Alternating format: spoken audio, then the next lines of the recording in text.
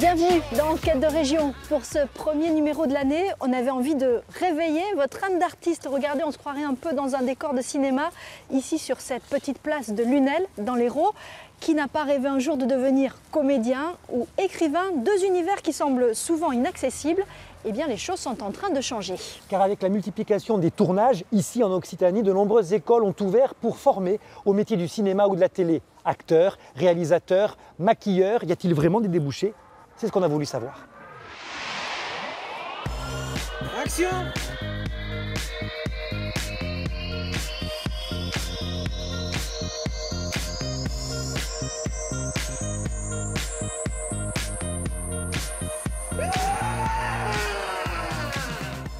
Et puis nous nous sommes intéressés à un véritable phénomène dans le monde du livre. De plus en plus d'anonymes auto-éditent leur premier ouvrage ou s'inscrivent dans des ateliers d'écriture. Alors pourquoi cette frénésie et comment trouver le succès? Nous avons mené l'enquête au Pays des Lettres.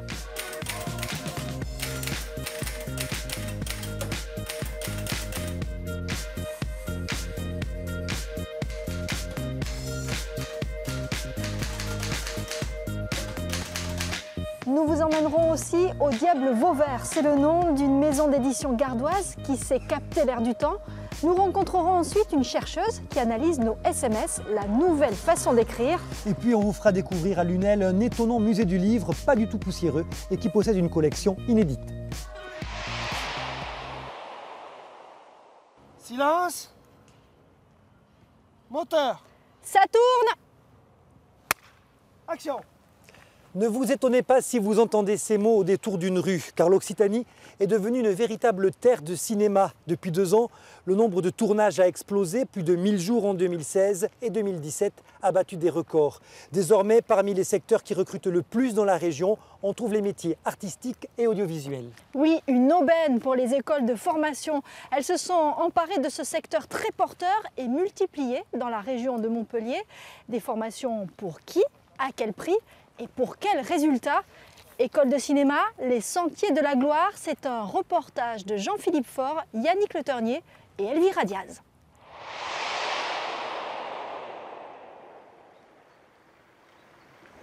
Un sur 2, première. Candice Renoir ou Tandem, pas une semaine sans que des productions tournées en Languedoc-Roussillon occupent les écrans de cinéma ou de télévision. Une époque faste qui attire les écoles professionnelles. En 2 ans, 4 ont ouvert leurs portes à Montpellier.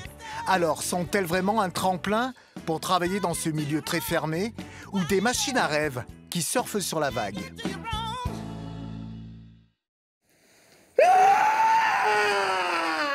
Bienvenue au Cours Florent, l'une des premières écoles à avoir franchi le pas pour le sud de la France. Créé en 1967 à Paris, le prestigieux centre de formation d'art dramatique, d'où sont sortis notamment Mathilde Seigné, Guillaume Canet ou encore Daniel Auteuil, enseigne également à Montpellier depuis 2015. Aïe! On va avoir un petit peu plus de réaction sur les... À chaque fois qu'elle te pique, oui. Ça peut être des petits aïe. Je trouve que dès le début, quand elle te dit je vais vous piquer, il faut vraiment que tu sois face publique tout de suite. C'est vraiment pour nous. C'est une idée vieille de 20 ans. Donc en tirant une ligne droite, finalement, de Paris, on arrive quasiment sur Montpellier. Et on s'était dit que c'était peut-être stratégique à l'époque de se situer à cet endroit qui n'était ni la région PACA, ni le sud-ouest. Et voilà, on avait envie de trouver quelque chose d'assez central au niveau du sud.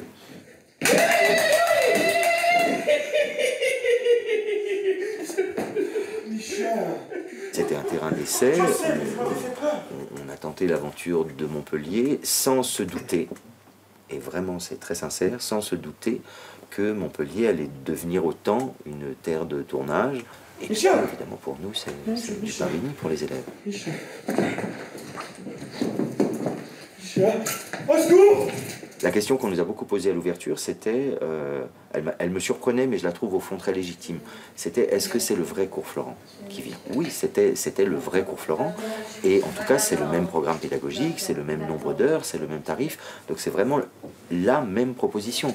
Bonne journée. Une école beaucoup plus petite, certes, que la structure parisienne, avec une jauge maximum de 170 élèves. Ils sont beaucoup plus nombreux à Paris. Mais justement, c'est ce que les étudiants viennent chercher ici, une école à taille humaine. Vous répétez quoi? Tchekhov, Les Trois Sœurs. Ah, c'est ce que j'ai entendu tout à l'heure, c'est Maïva. Le directeur nous connaît vraiment séparément, personnellement, il sait ce qu'on doit travailler, ce qu'on vaut, alors que là-bas j'ai l'impression que c'est plus une usine et ici j'ai plus l'impression que c'est familial et c'est vachement important dans ce Là-bas, si je me trompe pas, ils ont 3 locaux, dont 2 annexes. Ils sont, il y a un peu plus de 1500 élèves, ils sont hyper nombreux. Mais ces formations privées ont un coût entre 4 et 7 000 € l'année. Le coût est secondaire malgré son importance, mais on n'y pense pas vraiment quand on passe des moments comme vous avez vu tout à l'heure, en fait, où on prend du plaisir, on prend véritablement du plaisir, on a une vraie relation avec la prof qui est autre que prof à élève comme on peut voir, comme on peut faire à l'école habituellement.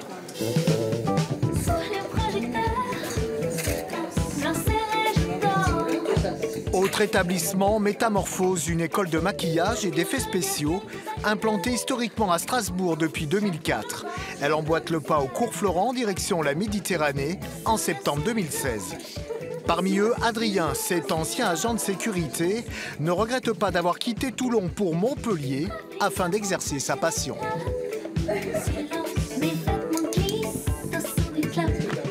On transforme les gens, on les embellit, on peut tout faire en fait. Avec du maquillage, on peut tout faire. Après, il y a l'effet spéciaux. Du coup, moi, surtout pour ça que je suis ici. Donc, je suis passé par là parce qu'on doit apprendre les bases. Et ici, on peut vraiment tout faire, l'artistique, l'historique, tout est vu ici. Donc,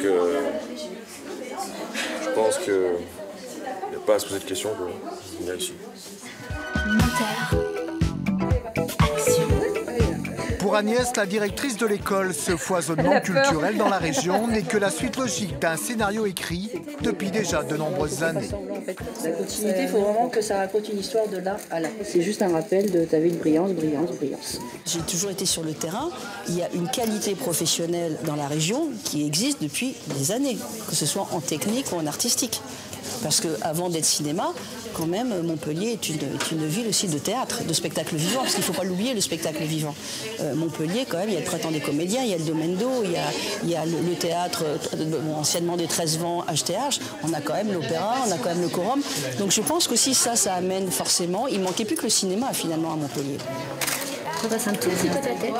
Stop, ne bouge plus, parfait. Et justement aujourd'hui, pour Audrey et Mathilde, deux maquilleuses en formation, c'est le grand jour. Elles ont rendez-vous chez Travelling. Car dans un but pédagogique, ces 3 écoles de technique, de comédie et de maquillage travaillent ensemble sur des projets communs. Nous, on apporte en tout cas tout ce qui est l'administration, la pré-production, les demandes d'autorisation, les équipes techniques. Mais bien sûr, on ne veut pas que nos étudiants jouent dans les films. Ça, c'est interdit. Pour ça, on fait appel au cours Florent, au conservatoire aussi d'art dramatique, avec qui nous sommes partenaires aussi, et bien qui nous propose un panel de comédiens. Donc, ils vont faire des castings, des essais. Pareil pour Métamorphose. Métamorphose va nous proposer aussi des maquilleurs. Bientôt, parce qu'il y a aussi une association qui s'ouvre qui s'appelle Century Wolf, va nous proposer des cascadeurs pour les films de 2e ou 3e année. Concret, parce qu'à l'école on apprend, c'est très technique et théorique, et du coup là c'est vraiment c'est restituer tout ce qu'on apprend sur le terrain et c'est super passionnant, quoi. Et toutes ces rencontres permettent aux élèves de se faire tout un réseau professionnel. On me dit souvent, c'est avec les gens que vous rencontrez là maintenant que vous allez bosser et probablement pas les autres, quoi. Enfin, donc c'est un bon début de carnet, comme vous dites. Et déjà, on va voir comment ça se passe aujourd'hui. Et puis, pour moi, ça commence bien.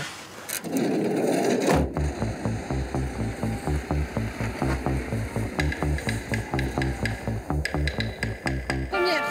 Monteur.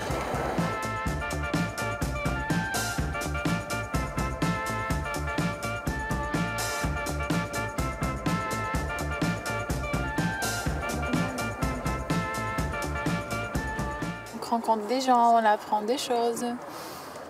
C'est ça, on a aussi des matériels pour nous, en vidéo, pour la bande démo. C'est intéressant comme expérience, comme apprentissage, comme rencontre. 2 sur 8, 5e. Action. L'impression c'est fini, c'est derrière nous, d'accord? Coupé. Là, c'est incroyable. On arrive avec des gens qui se trompent jamais dans leur texte, quasiment. Quand on leur donne une indication, ils ne l'oublient pas, quoi. Il suffit qu'on le dise une seule fois et puis ça y est, c'est parti, quoi. Donc en fait, finalement, il y a beaucoup d'automatisme qui se crée. Plus tu es près de ton centre de gravité, plus c'est facile en fait. Parce que tu vas absorber les vibrations et tu es beaucoup plus stable. Tu fais les plans, tu fais des pas les plus longs possibles, ok? Tu fais des bonnes foulées en fait. Longues, stables, les genoux pliés, tu es très souple, tu détends les articulations et tu absorbes le mouvement, tranquillement, comme ça. Ça te permet de te concentrer sur ton cadre. Si tu restes bien souple, tu n'y penseras plus au bout d'un moment, ok? C'est un peu l'épreuve du feu pour eux là, pour l'instant, parce que au niveau technique, ils ont quelques bases. Mais c'est vrai au niveau de la direction d'acteur, tout ce qui est mouvement dans l'espace, répétition mécanique, marquage au sol, on va dire appropriation de l'espace scénique, c'est encore un petit peu abstrait et là ils rentrent dans le concret. C'est vrai que le fait de se confronter à un décor réel, ça les oblige à s'approprier cet espace. Dans cette région, les étudiants ont de la chance, ils ne sont pas lâchés dans la nature à l'issue de leur formation. La région Occitanie dispose de 2 bureaux, un sur Montpellier, l'autre à Toulouse, de mise en relation entre les étudiants et le monde professionnel. Pour essayer d'être en sélection à Cannes. Si tu veux aller à Clermont-Ferrand ou à Pantin, des bons festivals de court-métrage, ouais, jusqu'à 25-30 minutes, c'est tout à fait jouable. Les étudiants peuvent venir me voir pour, par exemple, des demandes de stage, des conseils, ce genre de choses. Et du coup, nous, notre rôle, c'est de les accompagner pour trouver des stages, mais aussi leur amener une meilleure connaissance du secteur, des entreprises qui embauchent, des différents postes, des différents métiers, qu'ils aient une vision la plus fine possible des différents métiers de l'audiovisuel dans lesquels, après, eux, ils peuvent travailler après l'école.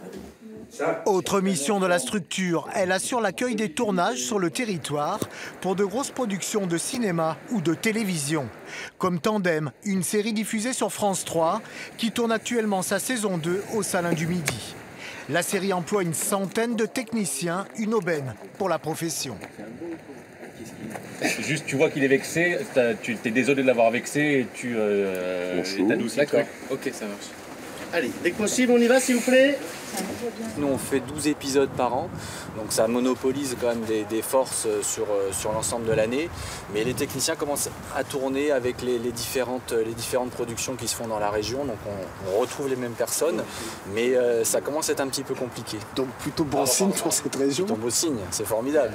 Mais voilà, je pense qu'il va falloir pousser un petit peu les murs et puis voilà que les gens des proches régions, des villes voisines nous rejoignent, parce que là ça commence à être un peu chaud.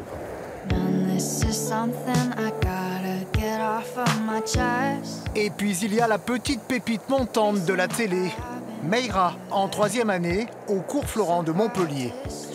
Elle a déjà 3 téléfilms à son actif, dont le très remarqué, mention particulière, tourné à Toulouse. En fait, j'ai toujours eu l'impression que t'étais ma petite sœur. Et si t'as le bac, c'est toi qui vas partir faire tes études et ça me fait trop bizarre. Tout le monde a peur que je grandisse. Même moi. T'es belle. Toi aussi, t'es belle. Dans le sud, on est quand même dans un milieu où les conditions de travail sont pas mal du tout.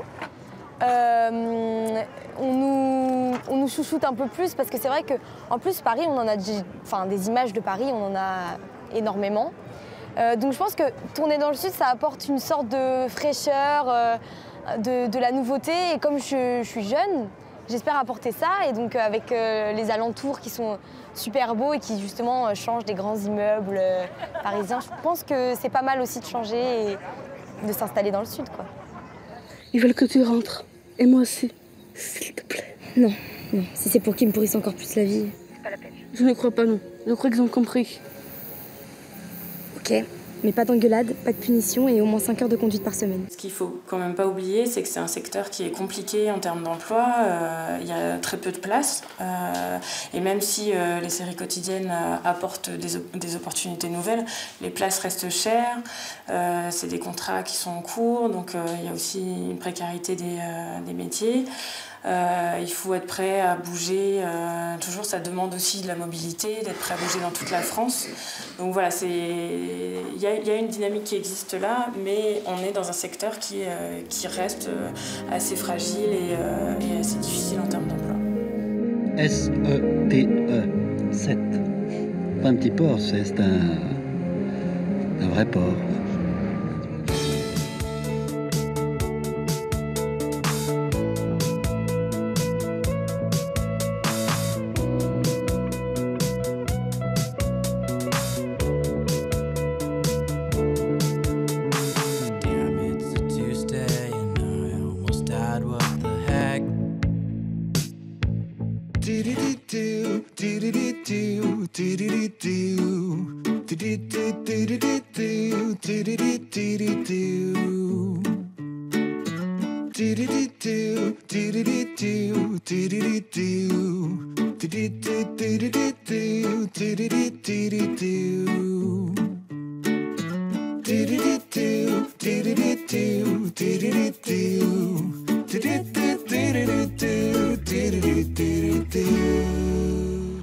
Enquête de région se poursuit dans un véritable décor de film. Ce n'est pas Casino Royal, mais Place Royale dans les jardins du Pérou à Montpellier. Ici, le cinéma est devenu une industrie qui compte, comme on va le voir avec Karim Biati, le directeur de Languedoc-Roussillon Cinéma. Il est avec Anne-Sophie. Bonjour Karim. Bonjour. Au moment où on se parle, il y a 3 séries qui sont en train de se tourner. Candice Renoir, Tandem, Demain nous appartient. Ouais. Languedoc-Roussillon Cinéma a un travail fou en ce moment. C'est vrai, il y a beaucoup de tournages, il y a beaucoup de films qui se fabriquent ici, qui se pensent ici, et puis beaucoup de techniciens, de comédiens, de comédiennes également qui travaillent pour et avec ces séries. Vous avez fait le compte, en 2017, vous avez connu une journée historique.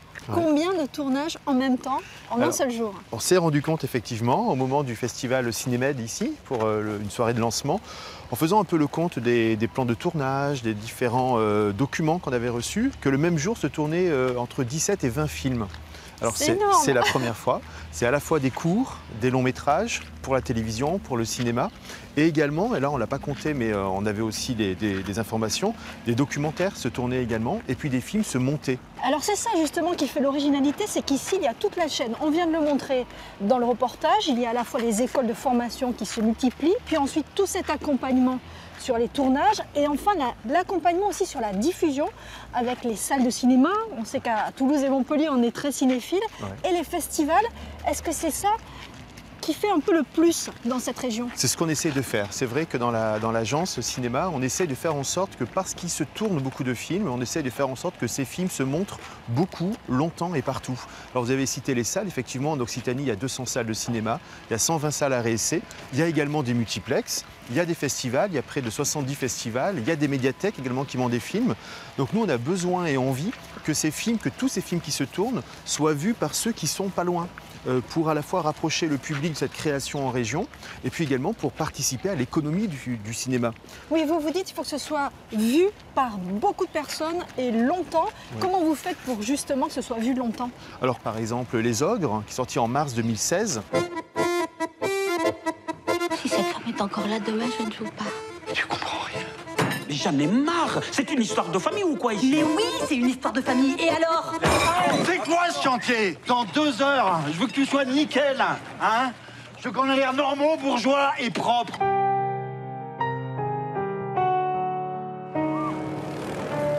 Parce qu'on a été proche de l'équipe de production, de l'équipe de tournage au moment du tournage du film l'année d'avant, on peut facilement envisager tout ce qu'on va faire au moment de la sortie du film. Et effectivement, le film est sorti en mars 2016 et en juillet dernier 2017, on a encore montré le film dans différentes projections, notamment en Lozère, et on a le projet de continuer à le montrer et j'espère que Léa passera vite à son prochain long métrage et nous, on sera toujours avec ce film pour continuer à grandir avec et pour continuer encore à montrer le film comme si c'était toujours une avant-première, comme si c'était toujours un événement, parce que c'est une manière aussi de ralentir la vie des films. On est vraiment pris où les tournages se suivent, les plateaux, les équipes arrivent et puis repartent, et puis ensuite les films sont sur les écrans, il y a entre 15 et 20 films par semaine, donc on a aussi besoin de ralentir un peu la vie des films et de faire en sorte que les films soient vus longtemps.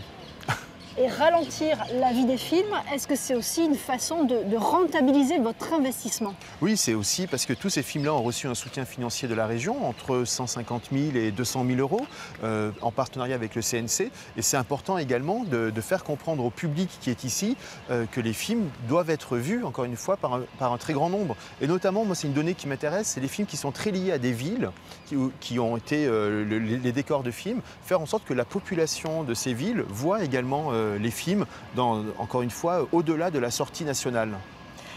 Karim, est-ce qu'on peut se projeter sur l'année 2018 et les projets qui vont peut-être se tourner ici? Oui, alors il y aura effectivement des tournages. Aujourd'hui, on est en discussion avec l'équipe de production, de réalisation d'André Téchiné pour son prochain film. Pas mal, André Téchiné.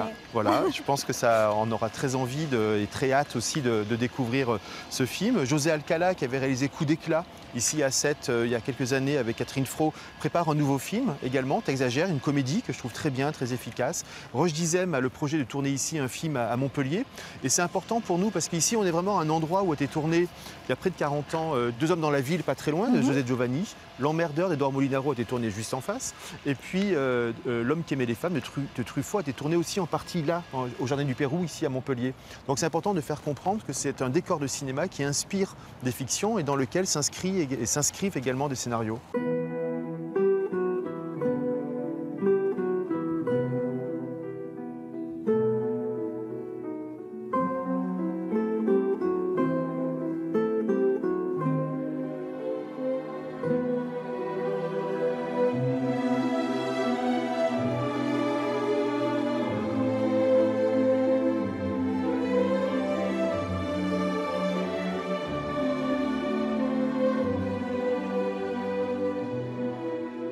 Merci beaucoup Karim. Vous le savez, il n'y a pas de film sans scénario et pas de scénario sans auteur. Voilà qui nous emmène vers la suite de cette émission où on va parler de l'écriture. Le plaisir d'écrire, c'est une véritable tendance. Et vous allez voir, il y a une petite révolution qui est en train de se jouer aujourd'hui dans le monde des livres. Et pour en parler, on va partir au Diable Vauvert, retrouver Léo et vous allez comprendre tout de suite pourquoi je vous dis ça.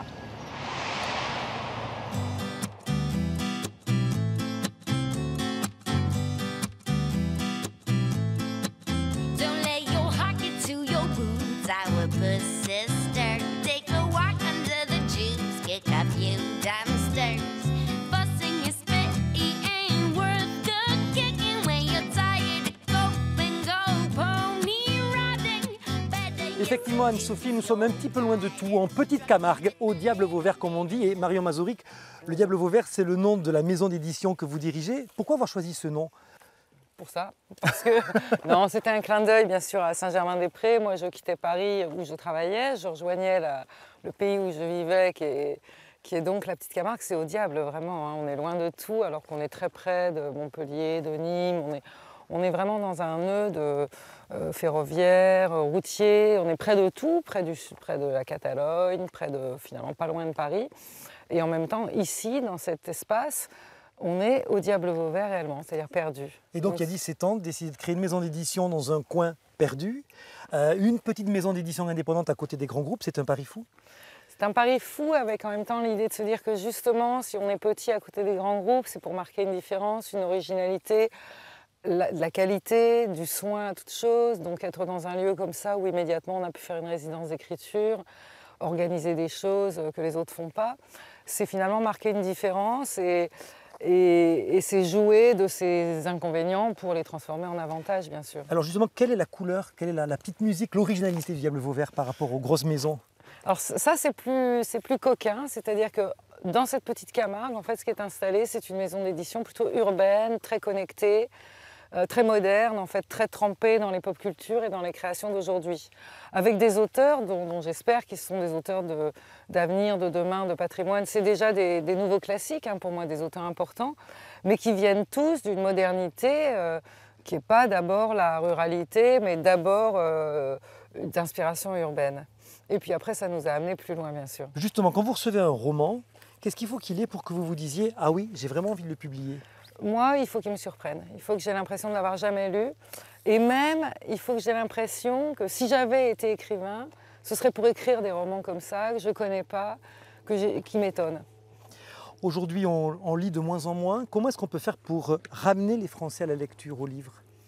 On l'a tous vécu, ceux qui ont lu. Un jour, un livre a changé notre vie. Un jour, un livre nous a fait tomber amoureux d'un personnage ou d'idées, nous a apporté une dimension, une couleur nouvelle.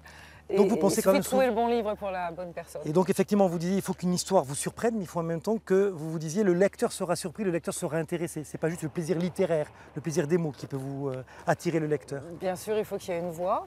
Bien sûr, un artiste, c'est-à-dire qu'il y ait une façon de dire, de prononcer les mots dans laquelle on peut se retrouver, enfin pour ce qui me concerne, mais aussi un propos, bien sûr, du sens, un propos sur le monde, pas de l'anecdote, pas un truc de plus, quelque chose qui vous émeut au sens qui vous sort de vous-même et qui vous fait aller vers l'autre. Il y a une étude qui vient de sortir qui montre que les petits Français sont parmi les plus nuls en lecture. Ça vous inquiète, ça, pour l'avenir? Oui, beaucoup, parce que la France, c'est le pays où ça ne doit pas arriver. On est vraiment le pays qui invente la démocratisation de la lecture, l'école pour tous. C'est quand l'école de la République et le droit à apprendre est né dedans comme un constituant de la citoyenneté française qu'on est devenu cette grande nation de lecture, où on dit même, les Américains disent, mais les Français ils écrivent tous, ils ont tous un manuscrit dans leur tiroir, et c'est vrai qu'il y a une intimité du texte dans notre culture française qui est très forte, et en même temps, depuis 20 ans, on est le pays où les non-lecteurs sont en train de progresser plus vite qu'ailleurs en Europe, mais pour une raison simple, c'est que je pense que c'est la même fracture sociale qui abîme tellement notre pays, peut-être aussi une fracture centralisée entre le centre et les provinces, les villes et les régions, qui fait qu'on est dans le dénuement dès qu'on est loin des centres. Il y a une vraie en fait, fracture sociale aujourd'hui qui fait qu'il y a des parties énormes de la population et croissante qui n'a pas accès à la culture et aux livres et un partage minimum. Justement, vous le disiez tout à l'heure, on lit de moins en moins, on écrit de plus en plus. Pour vous, c'est paradoxal? Ça peut s'expliquer comment? Dans les milieux qui lisent, je crois qu'on a un système du livre, une chaîne du livre qui fait un peu envie au monde entier, avec une protection globale qui fait que le livre a une vraie place et que dans les endroits où on lit, écrire est très vite quelque chose de naturel.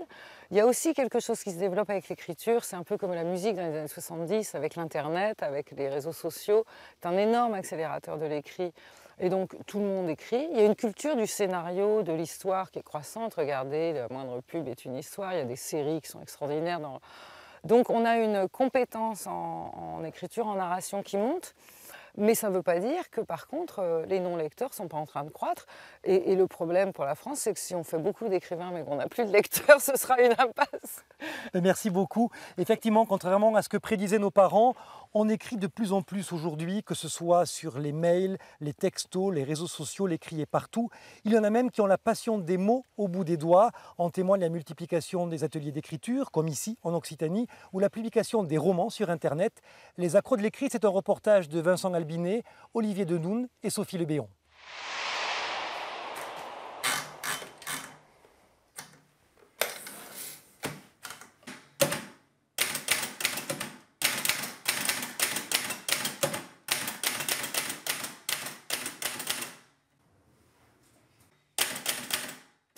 Il vient de délaisser sa vieille compagne de solitude, une Remington 1932 pour une Triumph Gabriel des années 60.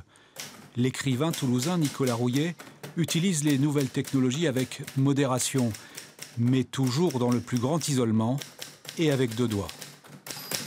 La machine, en fait, ça me permet d'avoir un brouillon bien plus clair que si j'écrivais à la main, et en même temps de garder une trace, alors que sur l'ordinateur, les premières étapes, généralement, on n'en garde pas de trace. Il y a plus que ça, il y a un rapport physique, une sensualité, un son, une atmosphère. Il y a le rythme, il y a le son, oui, et c'est bien plus physique que de taper à l'ordinateur, donc il y a quelque chose, il y a une espèce de rythme qui s'installe et qui en fait donne envie de le maintenir, donc faut écrire, quoi. Il faut continuer pour pas casser le rythme. La passion de l'écriture de Nicolas Rouillet lui vient de ses voyages, notamment en Asie. Voilà 4 ans que seul, face à sa machine, il écrit son 2e roman. Quelques 600 pages d'une intrigue qui se déroule dans la ville minière de Timika, en Papouasie-Occidentale. En Papouasie-Occidentale, qui est une province indonésienne, il y a la plus grande mine d'or du monde et la 3e de cuivre. Et donc c'est ce contexte qui se rapproche fortement du Far West, c'est-à-dire la mine d'or, les militaires, une population autochtone qui est opprimée, des chercheurs d'or, des prostituées, enfin voilà, tout un petit contexte bien chargé. Bien sûr, pour Nicolas, il y a les périodes de doute, de découragement, il y a aussi la précarité liée à la condition littéraire. Et pourtant, c'est toujours la passion d'écrire qui est la plus forte. C'est stimulant et en même temps, c'est pas très sécurisant parce que à chaque fois, je me demande est-ce que je vais y arriver ou est-ce que je vais me casser la gueule.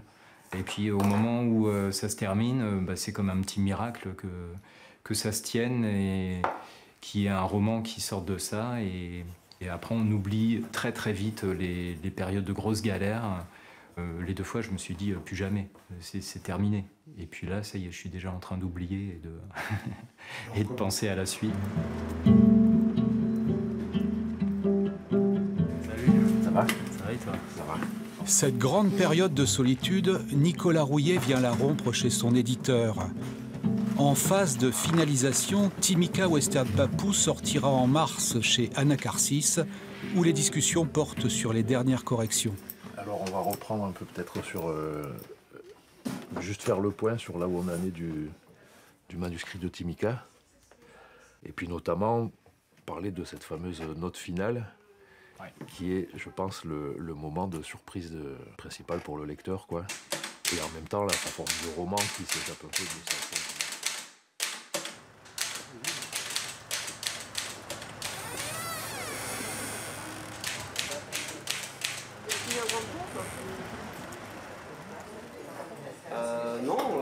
Vas-y, installe-toi. Édité ou pas, les passionnés d'écriture ont parfois besoin de se retrouver ensemble dans des ateliers. Créée il y a 25 ans, la boutique d'écriture Anco de Montpellier propose un soir par semaine un des plus anciens ateliers d'écriture de la région. Il est animé par l'écrivain Stéphane Page. Il y a un temps de consigne où je vous propose quelque chose qui va vous amener à l'écriture. Après, il y a un temps d'écriture, puis ensuite un temps de lecture de vos textes. Des textes qui auront été éventuellement écrits. S'il n'y a rien qui a été écrit, c'est pas du tout un drame. Vous les reprenez Ce soir, il s'agit de déclencher un récit à partir d'un tas d'allumettes entrelacées, de voir ces allumettes comme autre chose. Voilà. Il s'agit de partir dans un récit de ce qu'on voit comme. Là, il y a un récit qui commence. On ne décrit pas ce qu'on voit avec des mots, mais avec des phrases. D'où je parle de récit. On n'est pas obligé d'utiliser le jeu. Pas du tout, pas du tout. Là, il n'y a aucune consigne particulière sur le je, le tu. Il peut y avoir des personnages. Là, tout est possible. Une fois les consignes données, à chacun son espace pour un temps d'écriture. C'est la première fois que tu viens.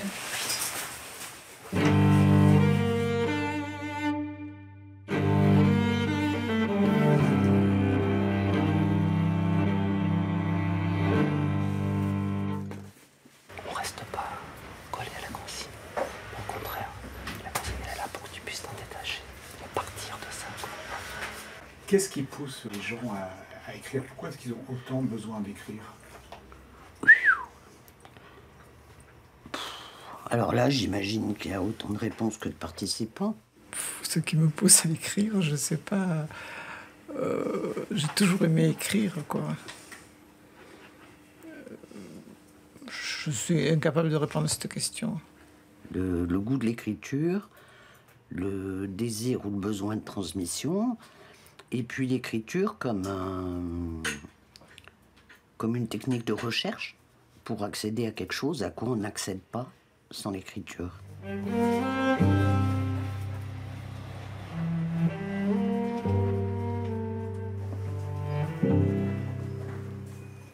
J'ai souvent plein d'idées en tête, mais j'arrive jamais à trouver les mots pour les exprimer. Et 1 ou 2 fois, j'ai essayé chez moi d'écrire, mais ça n'a pas trop marché. Parce que toute seule, j'arrive pas à me lancer. Et alors ce soir, là, ça vous aide? Bah, carrément. Je pensais pas autant, mais oui. Bah, en fait, c'est venu tout seul. J'étais en train de me dire que j'écrivais pour échapper temporairement à la fiction. En fait, c'est bizarre parce que du coup, l'écriture, on attache toujours ça à la fiction. Et en fait, pour moi, j'ai écrit pour échapper à la fiction, qui est celle justement de mon existence, quoi. Il me semble que dans un atelier d'écriture, c'est pas tellement le lieu où on sait ce qu'on veut dire avant d'y venir, mais c'est le lieu où on trouve ce qu'on avait à écrire.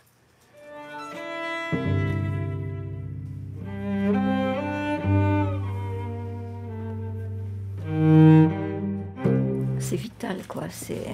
Je peux pas exprimer ça. C'est tribal. Et puis l'ambiance, Stéphane est quelqu'un d'extraordinaire.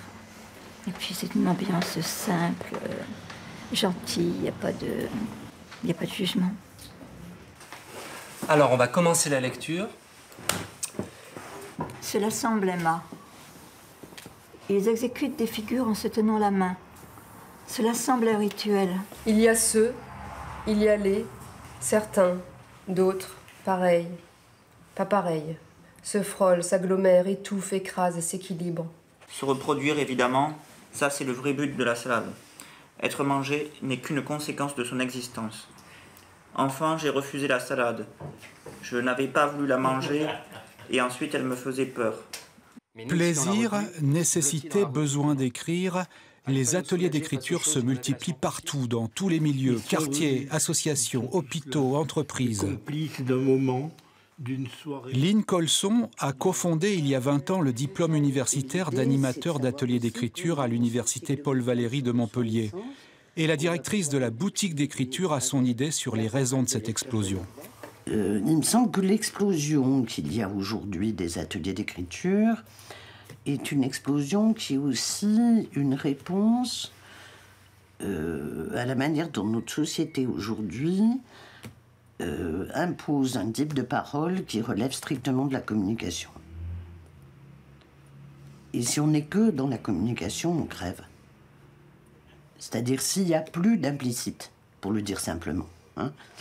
On est dans une société où il y a une exigence de transparence, de parole efficace, on dit tout ce qu'on fait, on fait tout ce qu'on dit, etc. Bon, ce qui est une suppression de l'implicite. Et si on supprime l'implicite, on supprime toute relation possible à l'autre.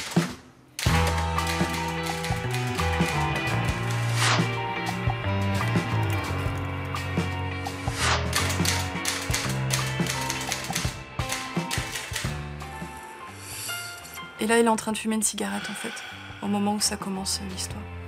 Internet et les nouvelles technologies qui s'invitent partout ont-ils aussi une incidence sur cette passion d'écrire ?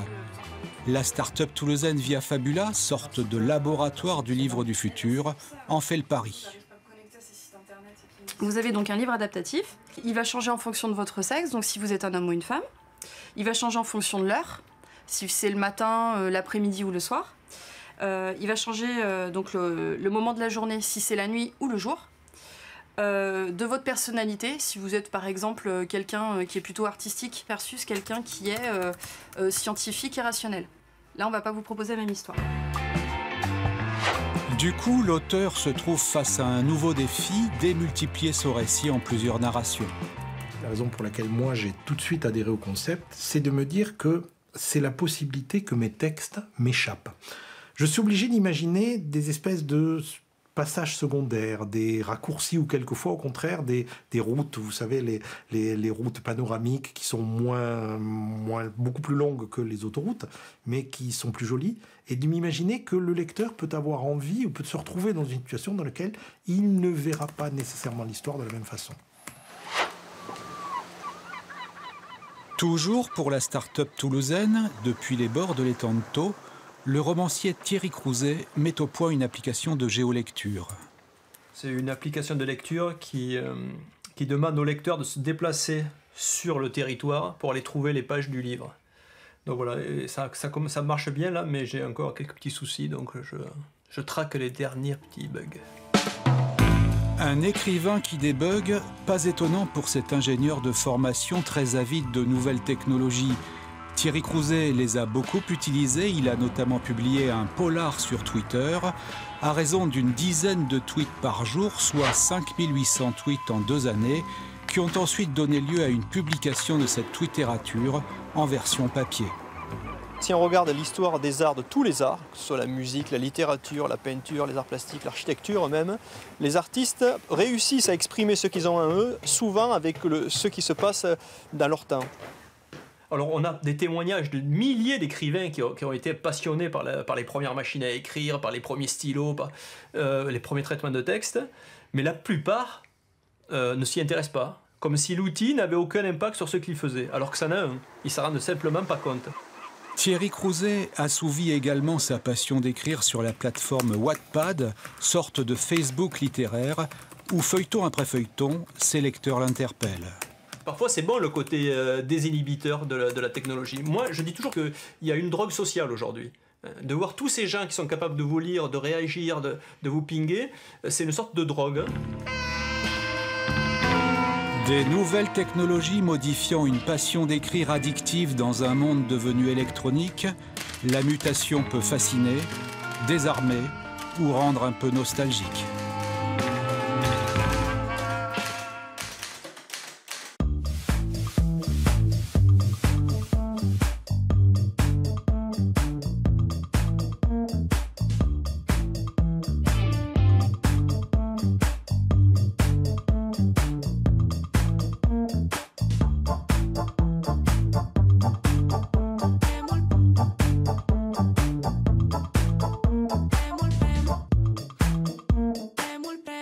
On vient de le voir dans le reportage, de plus en plus utilisent les réseaux sociaux ou Internet pour écrire. Mais il y a une autre forme de communication qui fait fureur et qui est apparue il y a tout juste 25 ans. Ce sont les SMS. Une équipe de chercheurs français et belges a étudié 88 000 de nos SMS. Quels enseignements en ont-ils tiré? On va retrouver Rachel Pankhurst. Elle est linguiste ici à l'université Paul Valéry de Montpellier. Elle a travaillé sur cette étude et elle est en compagnie de Léo.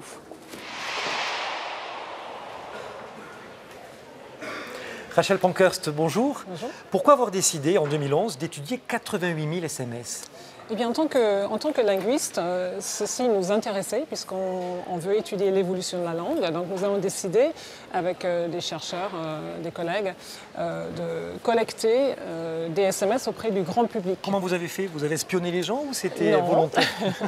Non, nous avons fait une collecte en bonne et due forme avec un consentement en ligne sur Internet et puis ensuite une collecte à partir d'un téléphone intelligent, tout simplement. En fait. Alors parmi les 88 000, moi j'en ai retenu deux que j'ai trouvé intéressants. Un qui dit « Wesh, TRKL, donc tranquille, TKT t'inquiète, oui. Tu fous quoi ?» Et la réponse c'est « Ah ben non, ce week-end c'est bon, faut que je fasse des courses d'habits. » Ça nous dit quoi sur l'évolution du langage? Eh bien, je crois qu'on se permet d'écrire de différentes manières. Il n'y a plus de contraintes, il n'y a plus de normes.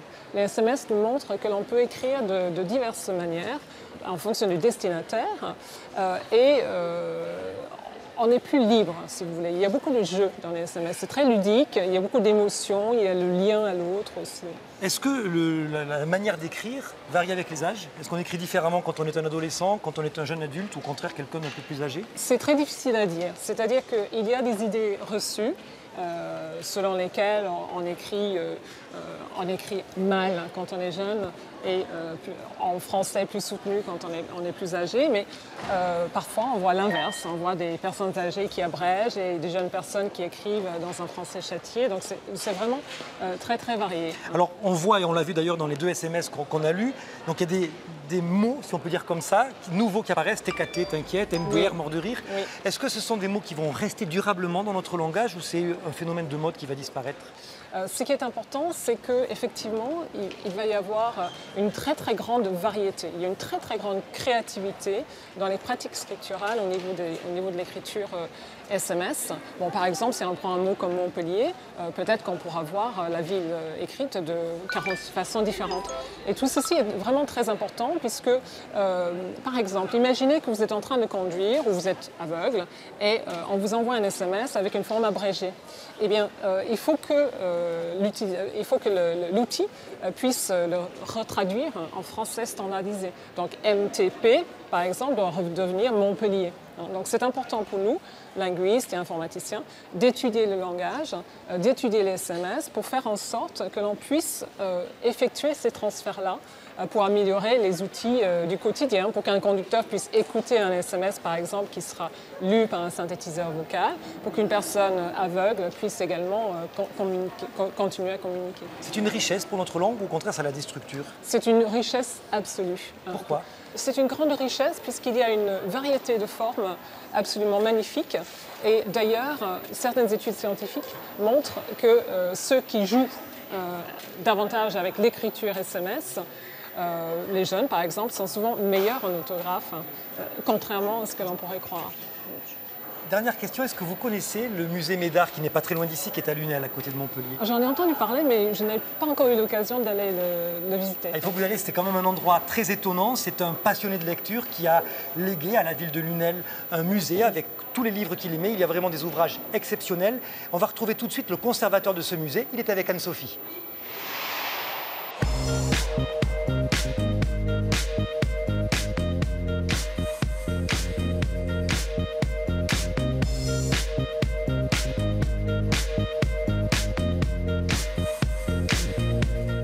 Claudio Galleri.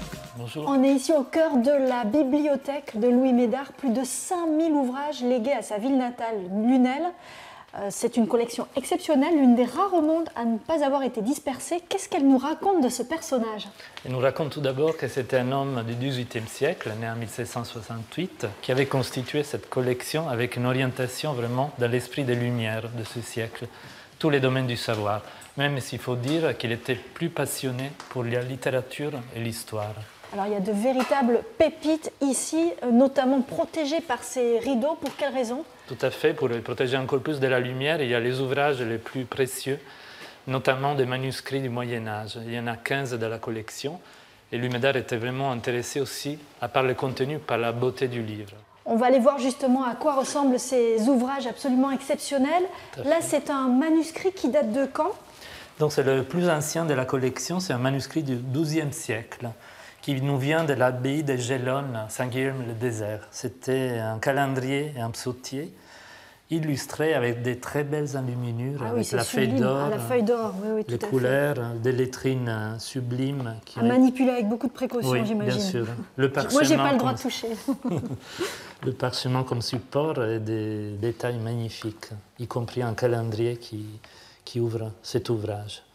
Et là, juste à côté, pourquoi vous avez choisi celui-là? J'ai choisi celui-là parce qu'il illustre aussi la bibliophilie de Louis Médard, c'est-à-dire cette passion pour la rareté, l'unicité aussi de certains ouvrages.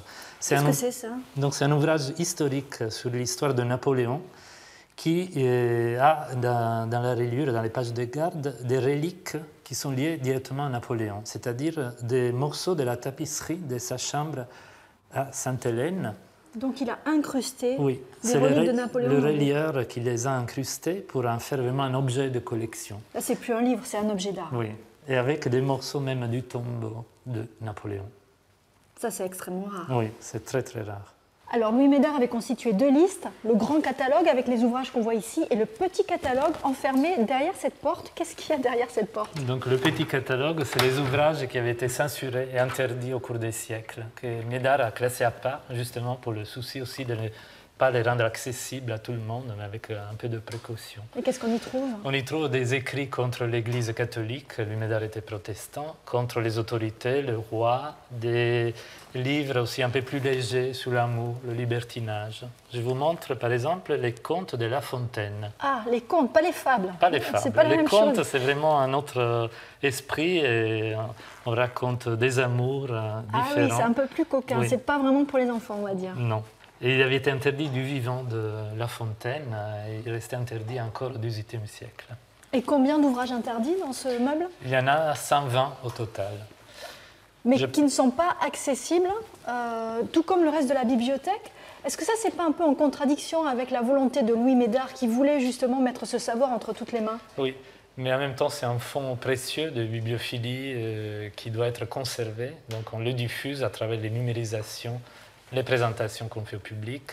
Et les expositions? Et tout à fait. Comme celle qui est en cours en ce moment ici au musée, autour du comte de Buffon et ses encyclopédies absolument magnifiques. Ça, là aussi, c'est très très rare. Il n'y en a qu'une dizaine d'exemplaires dans le monde. Et ça serait le seul exemplaire connu avec les gravures en couleur de l'histoire naturelle des oiseaux, avec le texte intercalé. Et c'est l'édition originale de luxe de cet ouvrage qui montre de très beaux oiseaux, tous les oiseaux connus à l'époque au XVIIIe siècle à travers le monde. Et ça, c'est ce qu'on peut découvrir dans cette exposition exceptionnelle en ce moment, que vous essayez de mettre en musique, entre guillemets. Par exemple, si je mets ça, j'entends quoi? J'entends vous avez le loriot, enregistré exactement. par un musicologue spécialisé dans l'enregistrement, Bernard Faure. Et vous faites dialoguer ces ouvrages exceptionnels avec des œuvres contemporaines. On en voit un exemple notamment dans cette pièce et puis dans tout le musée. C'est-à-dire vous avez demandé à des artistes de répondre à Buffon en quelque sorte. Oui, on a invité Laure Essinger qui travaille le papier avec une pleine liberté de façonnage, les fibres végétales, des formes aériennes qui font un écho aux oiseaux. Et Jean-Marie Granier, un graveur du XXe, début du XXIe siècle, qui a aussi un œuvre qui est très intéressant par rapport à cet esprit de l'aérien et des oiseaux aussi qu'il traite régulièrement dans ses œuvres. Et parce que vous, votre but, c'est évidemment de rendre cette collection vivante. Oui, donc les livres doivent être actualisés aujourd'hui avec un regard aussi contemporain. Donc le contenu et la forme du livre doivent être mis à disposition d'un public aujourd'hui. Et c'est donc à découvrir ici au Musée Médard jusqu'au 17 mars, cette exposition exceptionnelle. Merci beaucoup Claudio Galleri. Merci à vous.